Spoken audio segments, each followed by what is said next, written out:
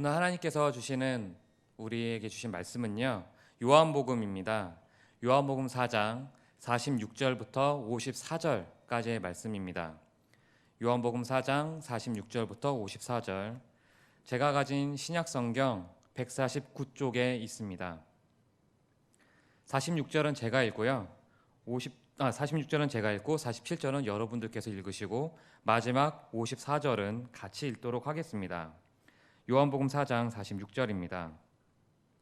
예수께서 다시 갈릴리 가나에 이르시니 전에 물로 포도주를 만드신 곳이라.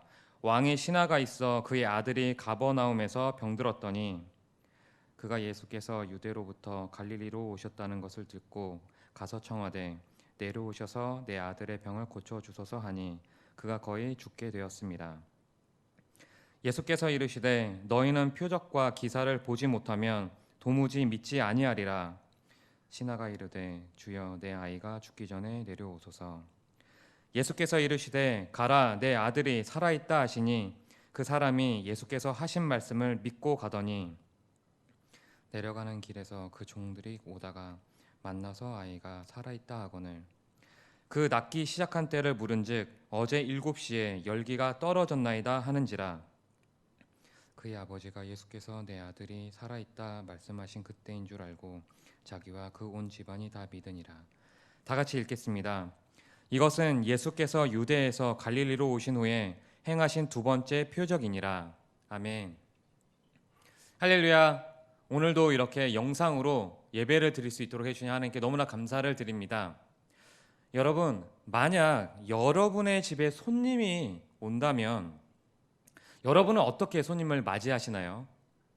물론 요즘에는 코로나19 바이러스로 인해서 가족 외에 다른 사람을 집으로 초청하기가 쉽지가 않습니다.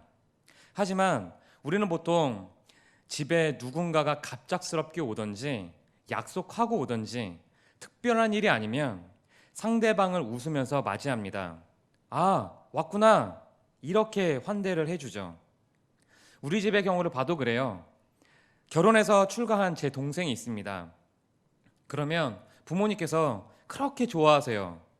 사실 저는 제 동생이 너무 자주 와서 조금 무덤덤한 상태거든요. 그래도 종종 제 동생의 얼굴을 보면 저도 반갑긴 하더라고요. 이처럼 우리는 손님이 우리 집을 방문하면 대체로 그 손님을 반갑게 맞이하기 마련이죠. 오늘 본문도 이와 비슷한 상황에서 시작되고 있습니다. 예수님께서 사마리아에서 갈릴리에 오셨습니다. 그랬더니 사람들이 예수님을 보며 영접합니다. 그리고 예수님께서는 다시 갈릴리 가나로 가십니다. 이때 예수님은 왕의 신하를 만나 대화를 하시는데요. 이 대화를 보면 왕의 신하가 예수님에 대한 생각이 바뀌어 가고 있음을 알 수가 있습니다. 그러면 과연 왕의 신하는 예수님을 향한 믿음이 어떻게 바뀌어 가고 있을까요? 그리고 이 이야기 흐름 속에서 나타나는 예수님을 향한 믿음에 담긴 그 의미는 과연 무엇일까요? 이 시간 이 이야기를 들으면서 우리의 모습도 하나님 앞에서 점검해 보는 시간이 되기를 원합니다. 46절에 보시면 예수님께서 도착하신 곳이 갈릴리 가나입니다.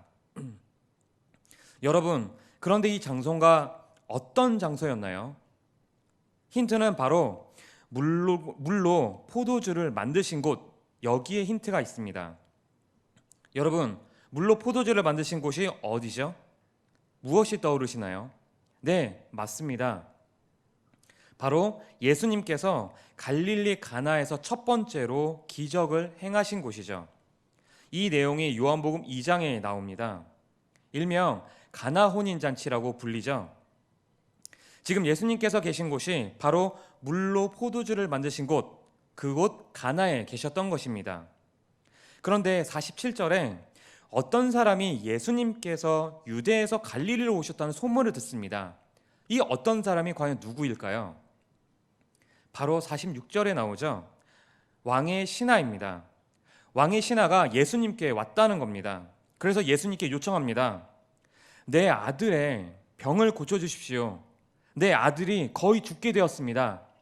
이렇게 말을 하고 있는 것이죠. 여러분, 여기서 왕의 신하가 예수님께 요청한 것은 한 번만 말한 게 아니었어요. 계속해서 예수님께 요청을 했던 것입니다. 내 아들이 거의 죽게 되었으니까 제발 좀 살려주십시오. 고쳐주십시오. 이렇게 말을 했던 것이죠. 그런데 여러분, 지금 이 장면에서 나오는 왕의 신하가 정말로 예수님은 하나님이야. 그러니 내 아들을 고쳐주실 거야. 이런 확실한 믿음을 가지고 있었을까요? 아닙니다. 이것을 어떻게 알 수 있냐면요. 이어서 나오는 48절에 예수님께서 대답하시는 그 답변을 통해서 우리가 알 수가 있습니다. 예수님께서 뭐라고 하셨나요? 너희는 표적과 기사를 보지 못하면 도무지 믿지 아니하리라.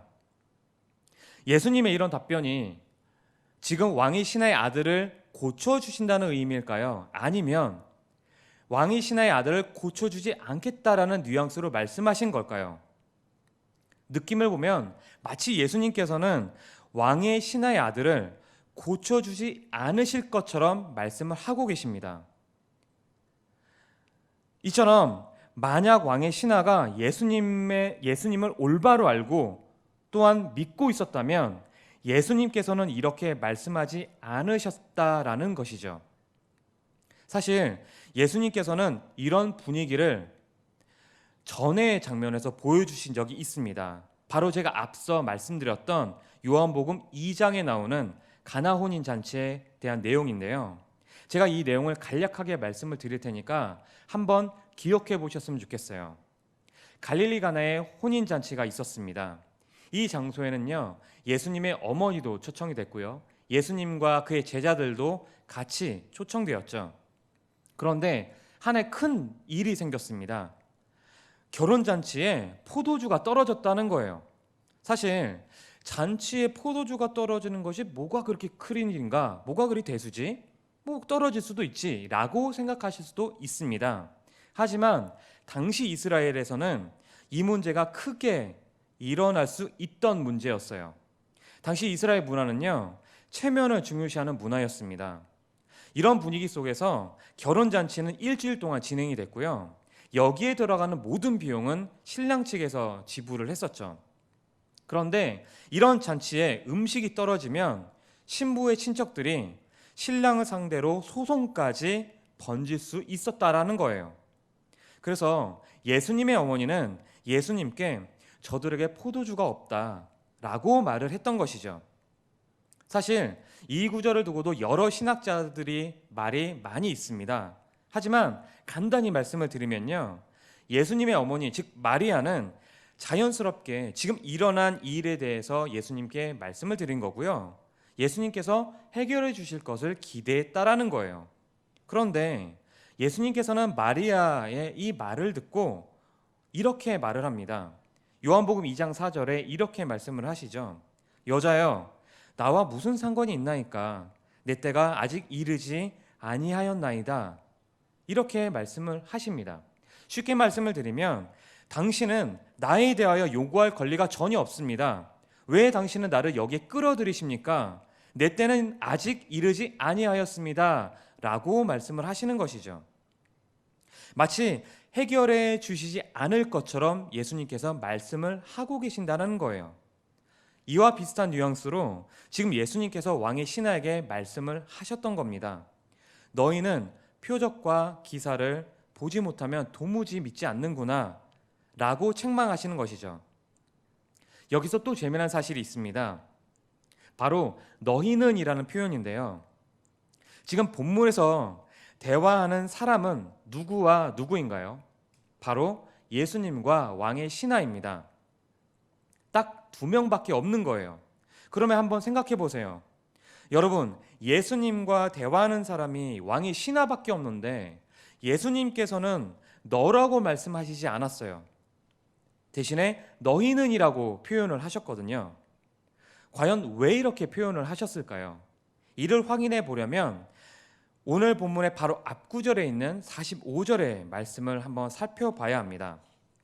우리 같이 요한복음 4장 45절 말씀을 같이 읽어보도록 하겠습니다. 같이 읽겠습니다. 시작. 갈릴리에 이르심에 갈릴리인들이 그를 영접하니 이는 자기들도 명절에 갔다가 예수께서 명절 중 예루살렘에 하신 모든 일을 보았음이더라. 아멘. 여러분, 보통 우리가 성경을 읽을 때 영접하다라는 말을 들으면, 이 단어를 읽으면 가장 먼저 무슨 생각이 드세요?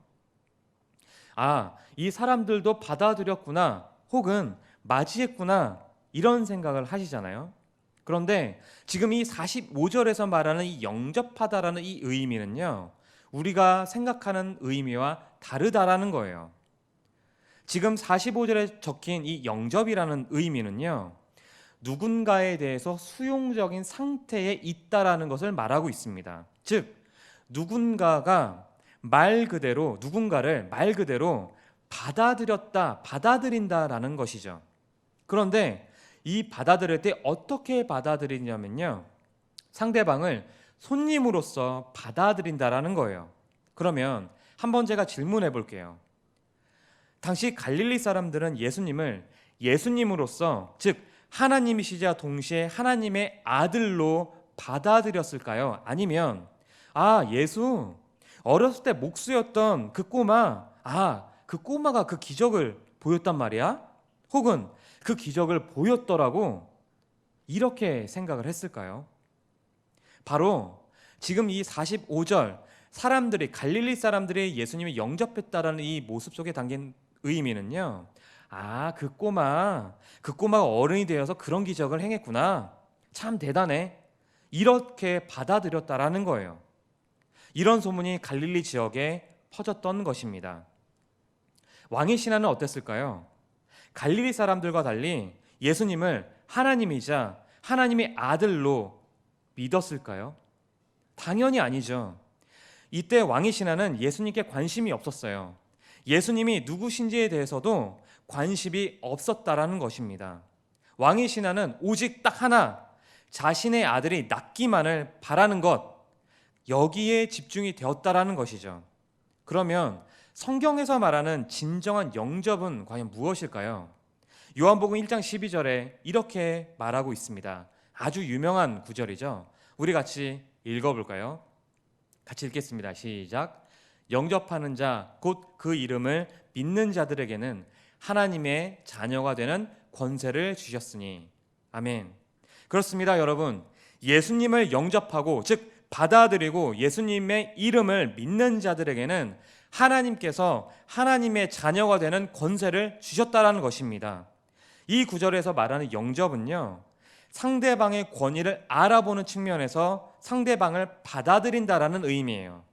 제가 방금 말씀드린 알아본다는 것도요, 단순하게 알아본다는 말이 아닙니다.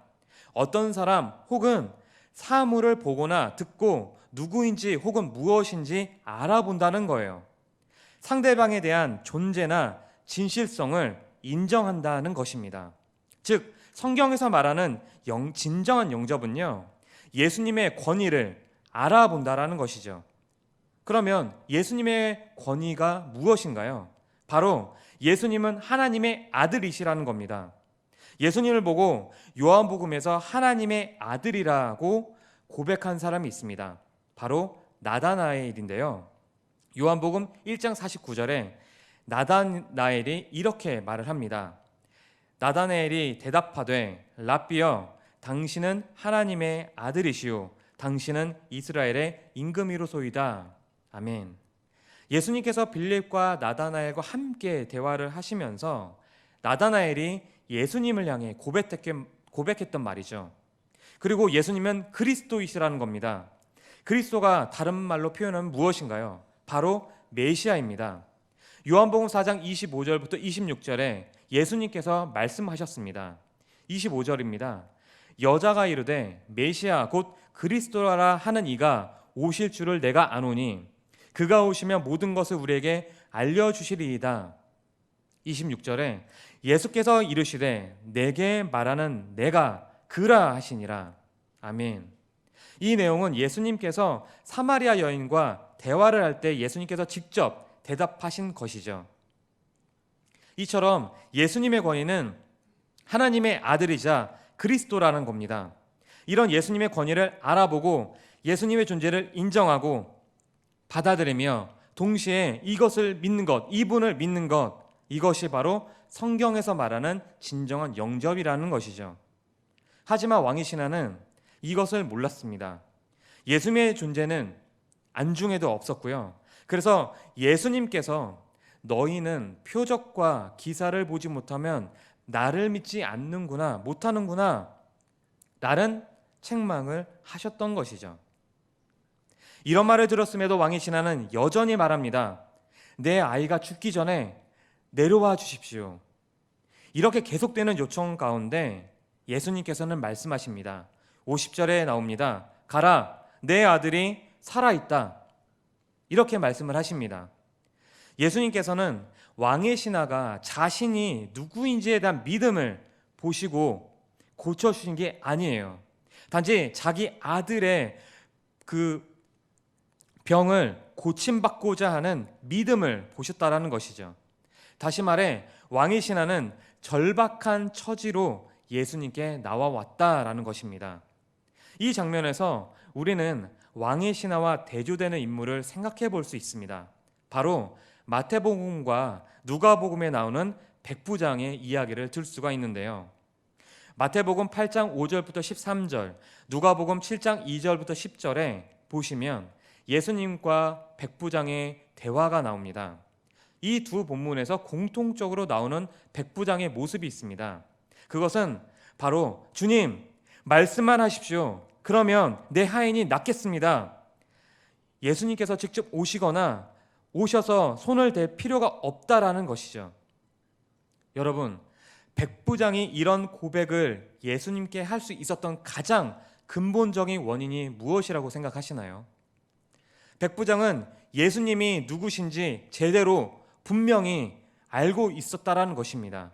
그래서 예수님께서 굳이 오실 필요 없고요. 말씀만 하십시오. 그러면 내 하인이 낫겠습니다. 이런 고백을 할 수 있었다라는 것이죠. 이런 백부장의 모습을 본 예수님은 뭐라고 말씀을 하셨나요? 마태복음 8장 10절에 말씀을 하셨습니다. 예수님께서는 백부장의 대답을 듣고 이렇게 말씀을 하십니다.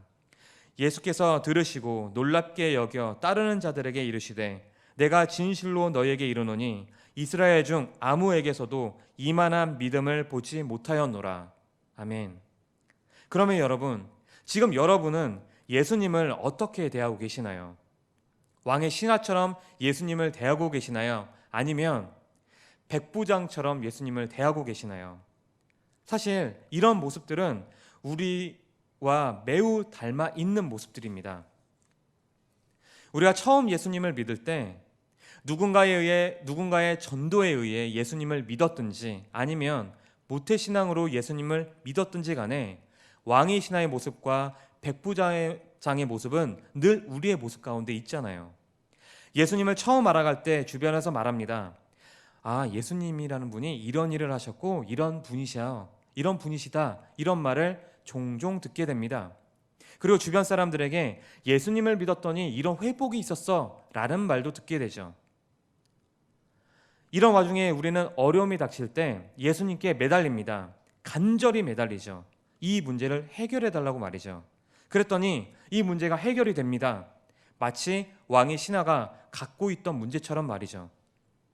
그래서 본인도 똑같이 주변 사람들에게 말을 합니다. 나도 예수님을 믿으니까 이런 복을 받았어. 이런 말을 합니다. 물론 이런 행동은 정말 자연스러운 행동입니다. 그런데 여러분, 하나님께서 우리에게 기적과 표적을 경험하게 하신 이유가 무엇이라고 생각하시나요? 요한복음 20장 30절부터 31절을 보면 이렇게 기록을 하고 있습니다. 같이 한번 우리가 찾아볼까요? 요한복음 20장 30절부터 31절의 말씀입니다. 찾으신 줄 알고 같이 읽도록 하겠습니다. 시작. 예수께서 제자들 앞에서 이 책에 기록되지 아니한 다른 표적도 많이 행하셨으나 오직 이것을 기록함은 너희로 예수께서 하나님의 아들 그리스도이심을 믿게 하려 함이요 또 너희로 믿고 그 이름을 힘입어 생명을 얻게 하려 함이니라. 아멘. 그 이유는 아주 간단합니다. 하나님께서는 우리가 예수님이 하나님의 아들이자 그리스도이심을 믿게 하려고 하셨던 것입니다. 예수님의 이름을 힘입어서 생명을 얻게 하시려고 했던 것이죠. 그래서 우리에게 기적과 표적을 보여주셨다라는 거예요. 그런데 우리의 모습은 어떤가요? 기도에서 기적이 이루어지면, 다시 말해 나의 기도 제목이 이루어지면 하나님을 믿고요. 반대로 기적이 이루어지지 않으면, 흔히 말해 내 기도 제목이 이루어지지 않는다면 하나님을 의심할 때가 많잖아요. 이것이 바로 우리의 모습이라는 것이죠. 저도 마찬가지입니다.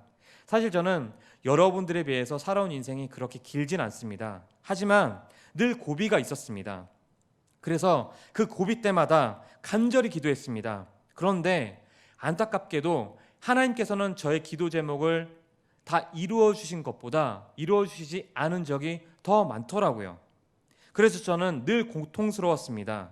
왜냐하면 하나님을 믿는다는데, 그리고 하나님을 믿고 있는데 오히려 인생이 더 어려워지고 초라해졌기 때문이죠. 이런 과정은 지금도 제가 경험하고 있습니다. 그러면 왜 우리는 이렇게 믿음이 흔들리고 있는 것일까요? 바로 하나님, 예수님, 성령님을 제대로 알지 못하고 제대로 믿지 못하기 때문입니다. 다시 말해 삼위일체 하나님을 단순하게 요술램프 지니처럼 생각하고 있기 때문이죠. 그래서 삼위일체 하나님을 온전히 믿지 못하기 때문입니다. 그래서 우리는 말씀을 읽으면서 삼위일체 하나님께서 하신 일을 기억해야 하는 것입니다. 말씀을 통해 주시는 그 경험이 날마다 있어야 한다는 것이죠. 동시에 지금까지 나에게 베푸신 하나님의 은혜를 생각해 보는 것입니다. 이를 통해 삼위일체 되시는 하나님께서 살아계신다는 것을 내 입으로 고백해야 하는 것이죠. 이것을 한 문장으로 줄이면 삼위일체 하나님께서 누구신지 올바르게 깨닫고 믿는 것, 이것이 바로 예수님을 향한 믿음이 갖는 의미입니다. 백부장처럼 말이죠. 예수님께로부터 내 아들이 살아있다, 이 대답을 들은 왕의 신하는요, 듣고 갑니다. 믿고 가죠. 50절에 나타나는 이 왕의 신하의 모습은요, 예수님의 말씀을 온전히 믿고 간 게 아니었어요. 이때까지만 하더라도 긴가민가 했던 것입니다. 정말 내 아들이 나았을까?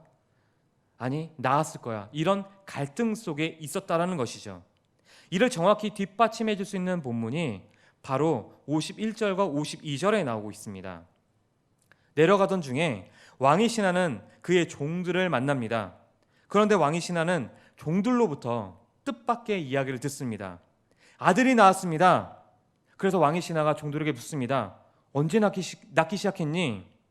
어제 7시에 열기가 내려갔습니다. 떨어졌습니다. 라고 말을 들었던 것이죠. 예수님께서 반드시 낫게 해주셨어. 예수님이 이런 분이니까 반드시 낫게 해주실 거야. 이런 믿음이 있었다면 지금과 같은 언제부터 나았는지에 관련된 질문은 던지지 않았을 것입니다. 당연히 종들이 아들이 나았습니다, 이런 말을 들으면 오히려 질문을 던지는 것보다 아멘, 역시 하나님께서 하셨어 라고 말을 했겠죠. 하지만 지금 이 장면에서 나오는 왕의 신하는 정반대의 모습을 보여줬다는 것이죠. 사실 종들이 말한 7시는요, 예수님과 왕의 신하가 같이 있었던 시간입니다. 이때 예수님께서는 왕의 신하의 아들을 고쳐주셨던 것이죠. 53절에 왕의 신하는 비로소 깨닫습니다. 아, 그때 예수라는 사람이 고쳐준 것이었구나. 정말 이분이 예수 그리스도시구나. 이것을 깨달았다는 것입니다. 이것을 왕의 신하도 깨닫고요, 그와 같이 있었던 그 집안에 있었던 온 사람들이 비로소 예수님을 믿었다는 것입니다. 이것이 갈릴리에서 행하신 예수님의 두 번째 기적이었죠. 여러분, 이 시간 예수님과 왕의 신하의 이야기를 통해서 왕의 신하가 예수님을 향한 믿음이 어떻게 바뀌어갔는지를 살펴봤습니다. 왕의 신하는 당시 갈릴리 사람들처럼 예수님께서 하신 기적과 표적에 대한 소문을 들었죠. 그래서 오로지 자신의 아들을 고치기 위해서 예수님을 만나러 갔습니다. 예수님이 누구신지에 대한 관심은 전혀 없었죠. 하지만 왕의 신하는 자신의 아들이 살아난 것을 경험하고 난 후부터는 예수님을 향한 믿음이 바뀌었습니다. 바로 예수님이 그리스도다라는 것을 분명히 깨닫고 믿었던 것이죠. 이 과정 속에 나타나는 예수님을 향한 이 믿음에 담긴 의미는요, 바로 예수님이 누구신지 온전히 깨달아 믿고 고백해야 함을 담고 있다라는 것입니다. 여러분, 코로나19 바이러스로 인해서 여러 가지로 힘드시죠? 밖에 나가기도 쉽지 않고요. 경제 상황도 쉽지가 않습니다. 제 주변에서도 이 경제적인 부분으로 인해서 고통받는 분들이 굉장히 많이 있더라고요. 하지만 이런 상황일수록 삼위일체 되시는 하나님께서 우리에게 주신 그 은혜와 하나님이 누구신지를 기억하셨으면 좋겠습니다. 아이러니하게도 아시는 것처럼 우리가 지금 다 경험하고 있잖아요. 우리의 과학 문명이 그렇게 발달했다라고는 하지만 눈에 보이지 않는 그 작은 바이러스로 인해서 한없이 무너지는 인간의 한계의 모습을 우리가 지금 경험하고 있습니다. 이럴 때일수록 오히려 삼위일체 되시는 하나님께 집중하다 보면 우리의 인생길과 그 해답은 반드시 열려질 줄 믿습니다. 왜냐하면 우리 하나님, 예수님, 성령님께서는 임마누엘 되시는 하나님이시기 때문이죠. 그래서 남은 시간 삼위일체 하나님을 온전히 기억하고 깨달아서 살아계신 하나님의 인도하심을 경험하는 성도님들이 되시기를 예수님의 이름으로 기도합니다. 이 시간 제가 3가지 기도 제목을 나눠드리고 싶습니다. 첫 번째는요, 저 자신부터가 삼위일체 되신 하나님을 온전히 올바르게 깨닫고 믿을 수 있도록 이 믿음을 달라고 기도 부탁드리고요. 두 번째는 이런 믿음을 가지고 삶 속에서 살아갈 때 다른 사람들과 어울리면서 그 속에서 예수 그리스도를 따라가는 사람들은 다르구나, 구별됐구나라는 그 삶을 살아갈 수 있도록 해달라고. 마지막 3번째는 코로나19 바이러스로 인해서 고통받는 사람들이 너무나 많이 있고요. 또 전 세계가 신음하고 있습니다. 그래서 이 전 세계와 우리나라를 위해서 같이 이 3가지 기도 제목을 놓고 기도하고 나아가도록 하겠습니다. 같이 기도하시겠습니다.